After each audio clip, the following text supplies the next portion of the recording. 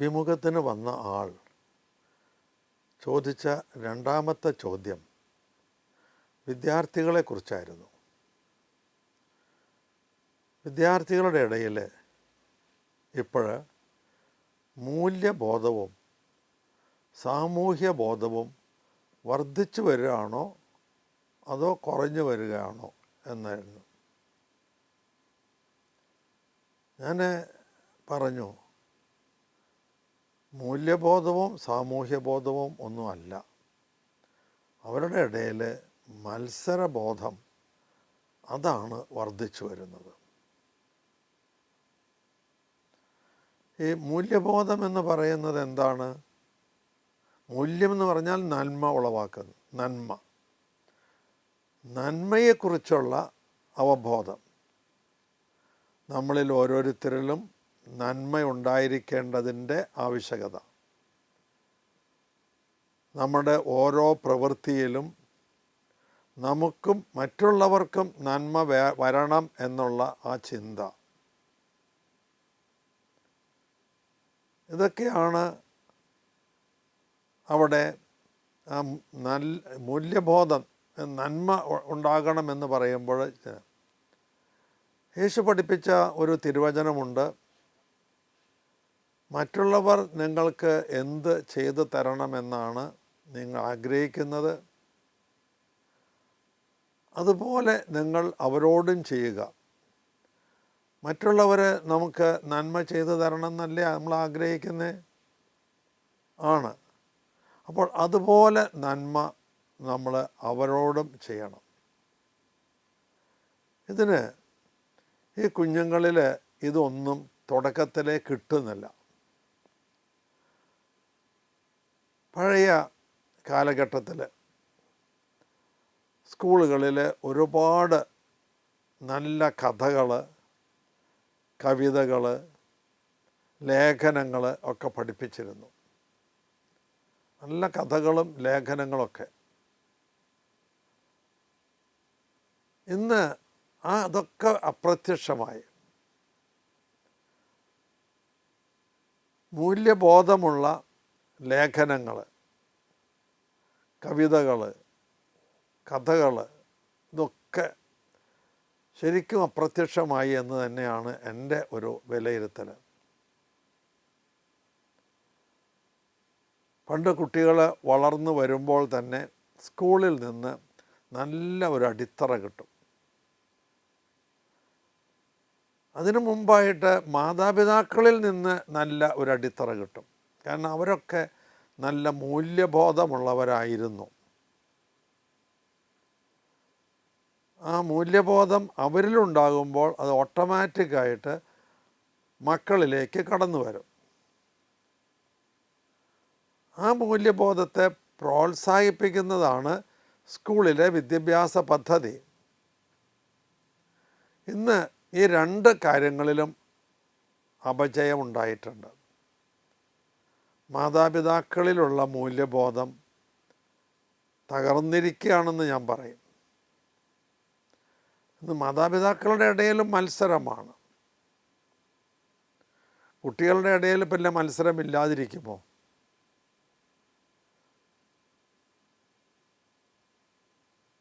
ആ മത്സരബുദ്ധി ഇങ്ങനെ വളർന്ന് വരികയാണ്. അതുപോലെ നുണ പറയുക, കളവ് ചെയ്യുക, അഴിമതി കാണിക്കുക, ഇതൊക്കെ ഇന്ന് വളർന്നു വരിക. ഈ രണ്ട് മേഖലകളിലൂടെ തന്നെയാണ് അത് വളർന്നു വരുന്നത്. ഒന്ന് മാതാപിതാക്കളിലുള്ള തിന്മകൾ. നുണ പറയാനൊക്കെ കുട്ടികൾ പഠിക്കുന്നത് വീടുകളിൽ നിന്ന് തന്നെയാണ്. പല മാതാപിതാക്കളും നുണ പറയുന്നത് കുട്ടികൾ കേൾക്കുന്നുണ്ടാവും. ഉദാഹരണത്തിന് ഒരു ടെലിഫോൺ കോൾ വന്നു, അപ്പോൾ ഒരു മീറ്റിംഗ് നടക്കുന്നുണ്ട്, അതിൽ ചെല്ലാനാവും വിളിക്കുന്നത്. അങ്ങനെ പോകാൻ അദ്ദേഹത്തിന് നേരമില്ല. എന്നാൽ നേരിട്ട് പറഞ്ഞാൽ മതി, എനിക്ക് ഇന്ന കാര്യമുണ്ട്, അതുകൊണ്ട് ഇന്നിപ്പോൾ വരാൻ പറ്റില്ല. അതിനൊരു നുണ പറയും. അയ്യോ, എനിക്ക് സുഖമില്ലാതെ കിടക്കുകയാണ്, അപ്പോൾ കുട്ടി മനസ്സിലാക്കി, ഓ അപ്പനൊരു നുണ പറഞ്ഞു അല്ലേ, അപ്പോൾ നുണ പറയുന്നതിൽ തെറ്റില്ല എന്തോ.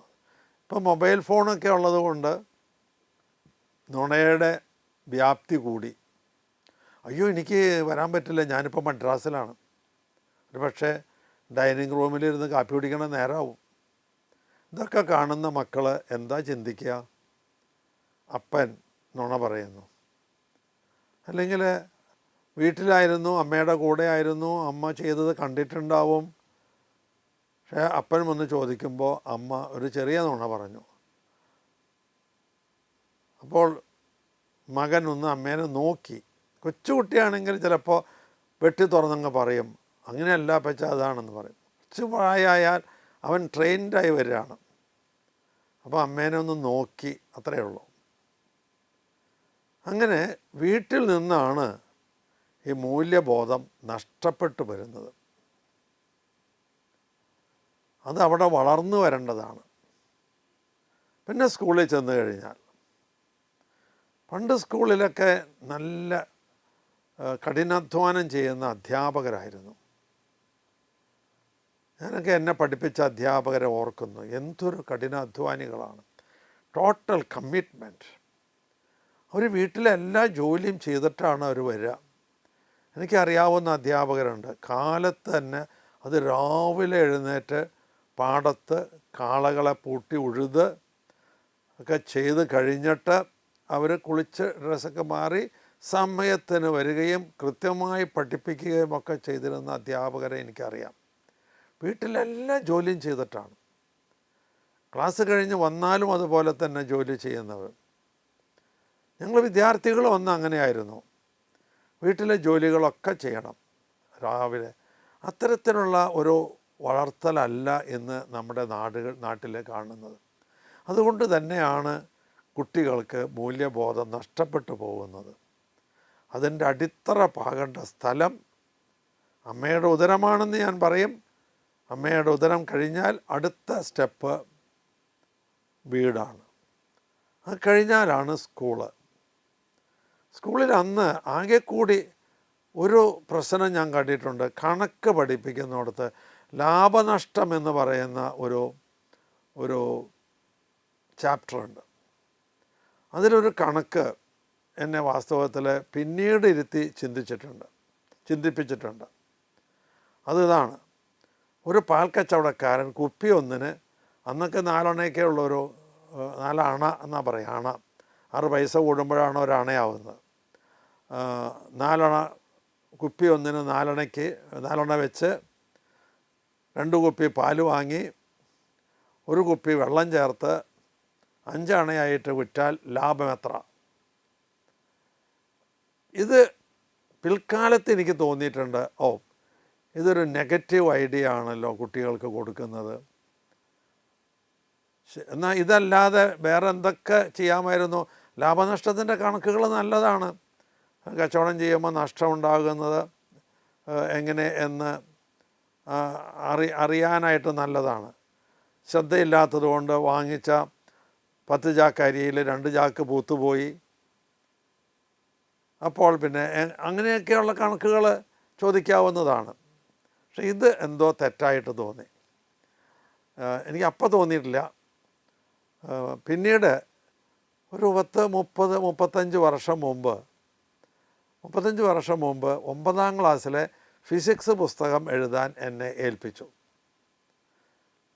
9ാം ക്ലാസ് ഗവൺമെൻറ് ലെവലിലുള്ള പുസ്തകമാണ് ഞാൻ പറയുന്നത്. അന്ന് എനിക്ക് കാലിക്കറ്റ് യൂണിവേഴ്സിറ്റിയിലെ 9 പുസ്തകങ്ങളുണ്ടായിരുന്നു. അപ്പോൾ അതൊക്കെ കണ്ടിട്ടായിരിക്കണം അവരെന്നെ വന്ന് അപ്രോച്ച് ചെയ്തു. ഞാൻ അത് എഴുതി കൊടുത്തു. അപ്പോൾ ഫ്രിക്ഷൻ എന്ന് പറയുന്ന ചാപ്റ്റർ അന്നൊക്കെ വളരെ നല്ല സ്റ്റാൻഡേർഡുള്ള ഒരു സിലബസ് ആയിരുന്നു, നല്ല സ്റ്റാൻഡേർഡ്. അതിൽ ഒരു ഭാഗം ഫ്രിക്ഷൻ എന്നാണ്. ഫ്രിക്ഷൻ്റെ എന്താണ് ഫ്രിക്ഷൻ, എങ്ങനെയാണ് ഫ്രിക്ഷൻ കുറയ്ക്കുക, അങ്ങനെയുള്ള പല ഫ്രിക്ഷൻ കൂടുന്നതുകൊണ്ട് എന്ത് കുഴപ്പമുണ്ട് എന്നൊക്കെയുള്ള കാര്യങ്ങൾ എഴുതി ഇങ്ങനെ വരുമ്പോൾ ഞാൻ ലൂബ്രിക്കൻസിനെ കുറിച്ച് എഴുതി. ലൂബ്രിക്കൻ്റ് ഫ്രിക്ഷൻ കുറയ്ക്കാനായിട്ട് സഹായിക്കുമല്ലോ. അപ്പോൾ അതിൻ്റെ ഒരു ഉപയോഗം, ഒരു പ്രാക്ടിക്കൽ ആപ്ലിക്കേഷൻ ഞാൻ എഴുതിയിരുന്നത് ഇങ്ങനെയാണ്: കള്ളന്മാർ കക്കാനായിട്ട് പോകുമ്പോൾ ഒരു മിനിമം ഡ്രസ്സ് മാത്രമേ ഇടുള്ളൂ, ഒരു ഡ്രോയറോ ഒക്കെ ഇടുള്ളൂ. കാരണം പിടിച്ചാൽ പിടി കിട്ടരുത്. ഷർട്ടൊക്കെ ഉണ്ടെങ്കിൽ നല്ല ഗ്രിപ്പ് ഉണ്ടാവും. ശരീരത്തിൽ വേർപ്പൊക്കെ ഉള്ളത് കൊണ്ട് ഗ്രിപ്പ് കുറയും. വെള്ളം ഒരു ലൂബ്രിക്കൻ്റ് ആണല്ലോ. ഇനി ഇതൊക്കെ കൂടാതെ അവർ, കള്ളന്മാർ കക്കാൻ പോകുന്നവർ, എണ്ണ തേക്കും ദേഹത്ത്. അപ്പം ആര് പിടിച്ചാലും കിട്ടില്ല. ഇത് ഞാൻ എഴുതിയിരുന്നു. ഇതൊരു പ്രാക്ടിക്കലായിട്ട് കള്ളന്മാർ ചെയ്യുന്ന ഒരു കാര്യമാണ്. ഞാൻ എഴുതിയ ശേഷം ഇത് തിരുവനന്തപുരത്തേക്ക് അയച്ചു കൊടുത്ത് ഞാൻ അവിടെ ചെന്ന് ഡിസ്കഷൻസ്. അപ്പോൾ അവിടെ ആരാണ് അന്ന് എന്നോട് ഇത് പറഞ്ഞത് എൻ്റെ ഓർമ്മയില്ല. അദ്ദേഹം പിന്നീട് ഒരു വൈസ് ചാൻസലറായി എന്ന് എൻ്റെ ഓർമ്മയുണ്ട്. അദ്ദേഹം എന്നോട് പറഞ്ഞു, പക്ഷേ ഇത് വേണ്ട, ഇതൊരു നെഗറ്റീവ് ഐഡിയ ആണ്, മറ്റു കുട്ടികളെ തിന്മ ചെയ്യാനായിട്ട് പ്രേരിപ്പിക്കുന്നതാണ്. ഞാൻ ഉടനെ തന്നെ അതിൽ നിന്ന് ഡിലീറ്റ് ചെയ്ത് കളഞ്ഞു. അപ്പോൾ സ്കൂളിൽ തിന്മയുടെ അംശങ്ങൾ കാണും, അത് ഏറ്റവും കുറയ്ക്കുക. അപ്പോൾ മൂല്യബോധം, നമ്മുടെ നാട്ടിൽ ഇപ്പോൾ സ്ഥിതി അതല്ല. ഒരുപാട് തിന്മകളൊക്കെ വളർന്നു വന്നുകൊണ്ടിരിക്കുകയാണ്. സ്കൂളുകളിൽ തന്നെ ഒരുപാട് തിന്മകൾ, അധ്യാപകരുടെ ഇടയിൽ. അതൊക്കെ പറഞ്ഞാൽ അധ്യാപകർക്ക് വിഷമാവും. ഞാൻ ഒരു കാര്യം തുറന്നു പറയാനായിട്ട് ആഗ്രഹിക്കുകയാണ്. വിദ്യാഭ്യാസ മേഖലയിലെ സ്റ്റാൻഡേർഡ് മൂല്യച്യുതിയുടെ ഒരു കാരണം അധ്യാപകന് വന്നിട്ടുള്ള മൂല്യച്യുതിയാണ്. ഇത് പറയാതിരിക്കാൻ പറ്റില്ല. എന്ത് അധ്യാപകൻ ഞാനൊരു അധ്യാപകൻ കൂടിയാണല്ലോ, അതുകൊണ്ട് എനിക്ക് പറയാനുള്ള കരുത്തുണ്ട്. റൈറ്റുണ്ടെന്നല്ല, ഞാൻ റൈറ്റുണ്ട്, കരുത്തുമുണ്ട്. അധ്യാപകന് മൂല്യം വർദ്ധിക്കുമ്പോൾ അത് വിദ്യാർത്ഥികളിലേക്ക് വ്യാപിക്കും. അധ്യാപകനാണ് ഒരു ജനതയെ വാർത്തെടുക്കുന്നത്. ഒരു ജനതയെ വാർത്തെടുക്കുന്ന ഏറ്റവും വലിയ ശക്തി അത് അധ്യാപകനാണ്.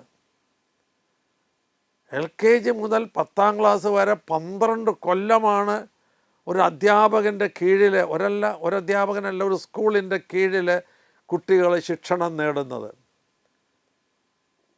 ആ ശിക്ഷണ കാലഘട്ടത്തിൽ ഒരുപാട് പോസിറ്റീവ് ഇൻപുട്ടുകൾ, മൂല്യങ്ങളുള്ള കാര്യങ്ങൾ കുട്ടികളിലേക്ക് കൊടുക്കണം. ഇത് നഷ്ടപ്പെട്ടു പോയിക്കൊണ്ടിരിക്കുകയാണ്. പിന്നെ ഈ ഉയർന്ന ക്ലാസ്സുകളിലും ഇത് തന്നെ വേണം. പണ്ടൊക്കെ ഞാൻ ഓർക്കുന്നു, ക്രിസ്ത്യൻ കുട്ടികൾക്ക് കാറ്റഗിസം, ഞാൻ 4.5 ക്ലാസ് 5ാം ക്ലാസ്, അന്ന് 4.5 ക്ലാസ് എന്ന് പറഞ്ഞൊരു ക്ലാസ്, അത് വരെ ഒരു സ്കൂളിൽ പഠിച്ചിരുന്നു. അവിടെ കാറ്റഗിസം ഉണ്ട്. 4 മണിക്ക് ക്ലാസ് വിട്ടാൽ അരമണിക്കൂർ കാറ്റഗിസമാണ്. ഹിന്ദു സ്റ്റുഡൻസിന് സന്മാർഗം, മോറൽ ഇൻസ്ട്രക്ഷൻ, ഇത് കുട്ടികളിലേക്ക് നന്മ കടന്നു ചെല്ലാനായിട്ട് ഒരുപാട് പ്രേരിപ്പിച്ചിരുന്നു. ഇന്നതൊന്നും ഇല്ലല്ലോ. ഇന്ന് അതിനെയൊക്കെ തകർക്കല്ലേ ചെയ്തിരിക്കുന്നത്. അത്തരത്തിലുള്ള ഒരു ആക്ടിവിറ്റിയും ഇന്ന് ഇല്ല. ഒരു പക്ഷേ അത്തരം പ്രവർത്തികൾ ചെയ്തിരുന്നവർ അത് ദുരുപയോഗപ്പെടുത്തിയതിൻ്റെ ഫലം കൂടി ആയിരിക്കാമെന്ന് ഞാൻ വിചാരിക്കുന്നു. ദുരുപയോഗപ്പെടുത്തിയെന്നുള്ളത് കൊണ്ട് ആ സിസ്റ്റം അങ്ങനെ തന്നെ കളയല്ലല്ലോ വേണ്ടത്. ആ സിസ്റ്റത്തിന് കേടുപാട് നീക്കിയെടുക്കുകയല്ലേ വേണ്ടേ? അങ്ങനെയാണ് ചെയ്യേണ്ടിയിരുന്നത്. ആ സിസ്റ്റം നന്നായിരുന്നു, ഇന്നും അത് വേണം. നമ്മുടെ പാഠ്യപദ്ധതിയുടെ ഒരു ഭാഗമായി മൂല്യങ്ങളെക്കുറിച്ചുള്ള അവബോധം കൊടുക്കുന്ന ലെസൺസ് ധാരാളം ഉണ്ടാകണം. അത് മതങ്ങൾ തമ്മിൽ അടുപ്പിക്കുന്നതാകരുത്, അടുപ്പിക്കുന്നതാകണം. രണ്ട് വാക്കുകളും ശ്രദ്ധിച്ച്, അടിപ്പിക്കുക, തല്ലുകൂട്ടുക, അടുപ്പിക്കുക അങ്ങനെയുള്ളതായിരിക്കണം. മതങ്ങൾ തമ്മിൽ കൂടുതൽ സൗഹാർദ്ദം പുലർത്തുന്ന വിധത്തിലുള്ള മതാധ്യാപനവും സന്മാർഗ ചിന്തകളുമൊക്കെയാണ് ഓരോ സ്കൂളിലും വേണ്ടത്. ഇത് പഴഞ്ചനാണ് എന്ന് പറഞ്ഞ് നിങ്ങൾ തള്ളിക്കളയരുത്. ഇത് പഴഞ്ചനൊന്നും അല്ല, ഇത് ഏറ്റവും പുതിയതാണ്. നിങ്ങൾ നോക്കിക്കോളൂ, ഏറ്റവും പുതിയത് ഇതാണ്. നിലനിൽക്കുന്നതിനാണ് ഏറ്റവും പുതിയതെന്ന് പറയുന്നത്. അതുകൊണ്ട് അത്തരത്തിലുള്ള കാര്യങ്ങളിലേക്ക് അധികൃതരുടെ ശ്രദ്ധയുണ്ടാകണം. ഇനി ഗവൺമെൻറ്റിന് അങ്ങനെ ഒരു പോളിസി ആക്കാനായിട്ട് കഴിയില്ല എങ്കിൽ പ്രൈവറ്റ് ഏജൻസികളെങ്കിലും അത് ചെയ്യട്ടെ. ഞാനിപ്പോൾ പെട്ടെന്ന് വായിച്ച ഒരു കാര്യം ഓർക്കുകയാണ്. അമേരിക്കയിൽ പാഠ്യപദ്ധതിയിൽ ഞാൻ വായിച്ചതാണ്, ഞാൻ എങ്ങും പോയിട്ടില്ല, അമേരിക്കയിലോ എങ്ങും പോയിട്ടില്ല, വായിച്ച് ഉള്ള അറിവാണ്. അവിടെ രണ്ട് തരം ശാസ്ത്രജ്ഞന്മാരുണ്ട്. ഒന്ന് ക്രിയേഷൻ സയൻറ്റിസ്റ്റ്, രണ്ട് ഇവല്യൂഷൻ സയൻറ്റിസ്റ്റ്. അപ്പോൾ അധികവും ഇവല്യൂഷൻ സയൻറ്റിസ്റ്റാണ് അധികവും. എന്നാലും ക്രിയേഷൻ സയൻറ്റിസ്റ്റിൻ്റെ എണ്ണവും കുറവില്ല. അതായത് ഈ പ്രപഞ്ചം ക്രിയേറ്റ് ചെയ്യപ്പെട്ടതാണ് എന്ന് വിശ്വസിക്കുന്നവർ, അവർ കാര്യകാരണ സഹിതം അത് തെളിയിക്കുന്നു. അവർക്ക് ആർഗ്യുമെൻറ്റ്സ് ഉണ്ട്. ആർഗ്യുമെൻറ്റ്സ് ആർക്കും റിഫ്യൂട്ട് ചെയ്യാൻ പറ്റുകയില്ല. ഇവിടെ അതിന് ഇതില്ലാത്തത് കൊണ്ട് ഞാൻ അത് പറയുന്നില്ല. ആർഗ്യുമെൻറ്റ്സ് ഉണ്ട്, സ്ട്രോങ് ആർഗ്യുമെൻറ്റ്സ്. ക്രിയേഷന് സ്ട്രോങ് ആർഗ്യുമെൻറ്റ്സ്, ഇവല്യൂഷൻ അങ്ങനത്തെ സ്ട്രോങ് ആർഗ്യുമെൻറ്റ്സ് ഉണ്ട്. അത് ഇവല്യൂഷൻ സയൻറ്റിസ്റ്റ് എന്ന് പറയും. അവിടെ ഗവൺമെൻറ് തീരുമാനിച്ചിരിക്കുന്നത് ഇങ്ങനെയാണത്രേ, രണ്ടും പഠിപ്പിക്കും. ഇവല്യൂഷൻ സയൻസും പഠിപ്പിക്കും, ക്രിയേഷൻ സയൻസും പഠിപ്പിക്കും. ഇതിൽ കുട്ടികൾക്ക് ഇഷ്ടമുള്ളത് തിരഞ്ഞെടുക്കാം.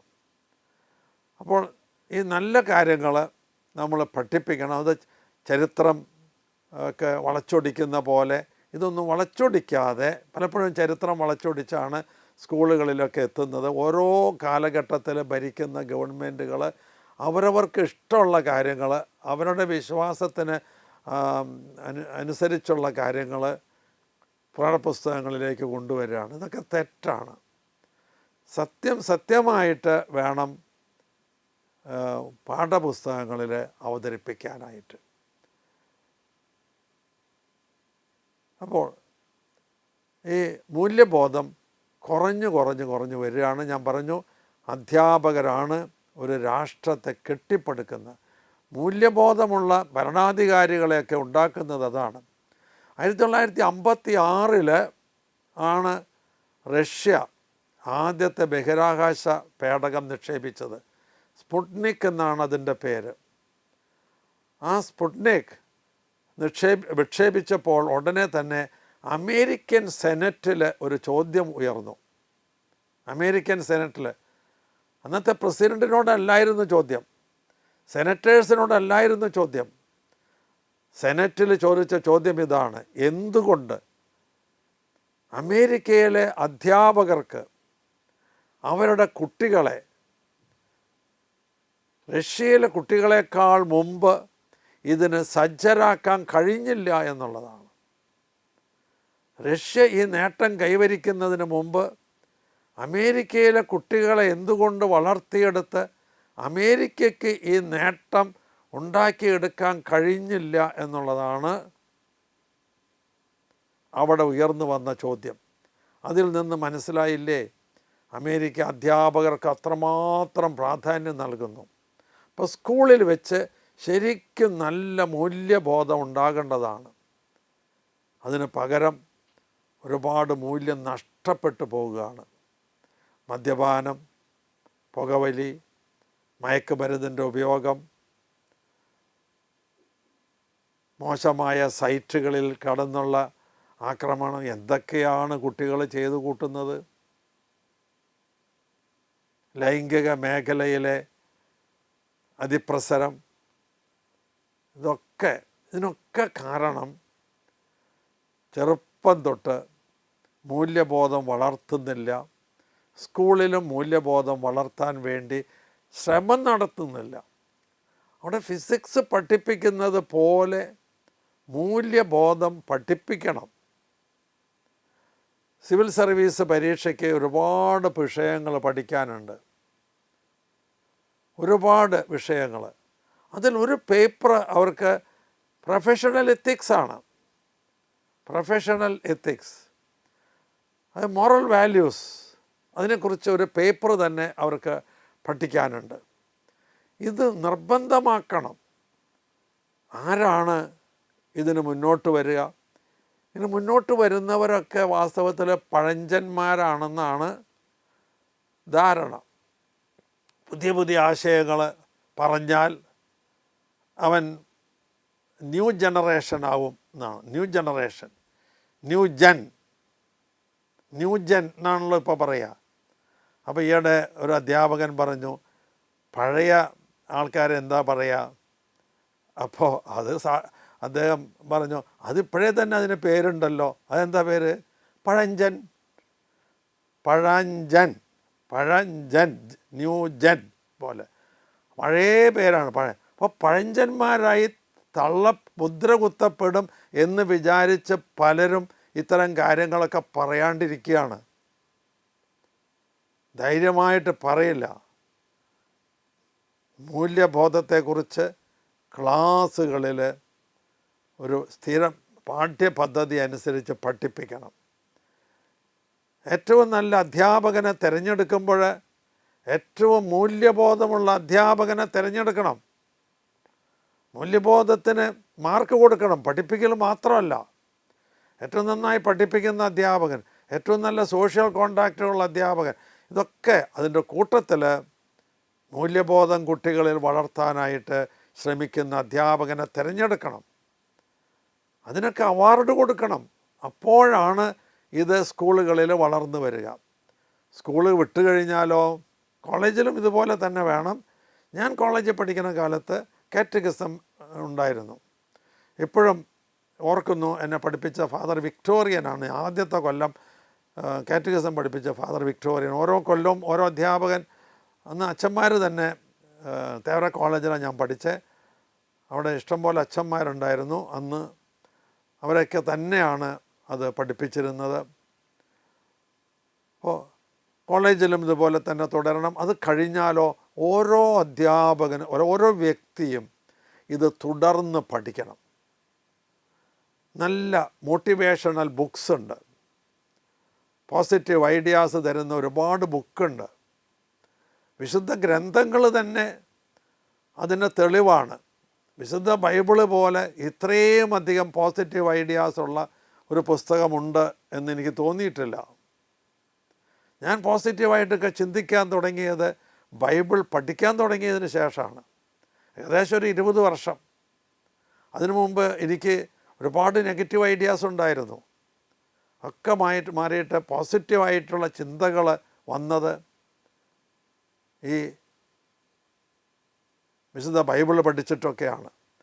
അതുപോലെ അവരവരുടെ മതഗ്രന്ഥങ്ങൾ നോക്കി വായിച്ച് പഠിച്ച് നമ്മുടെ മൂല്യബോധം വളർത്തിയെടുക്കാനും വളർത്തിയെടുത്തത് നിലനിർത്താനും നമ്മൾ പരിശ്രമിക്കണം.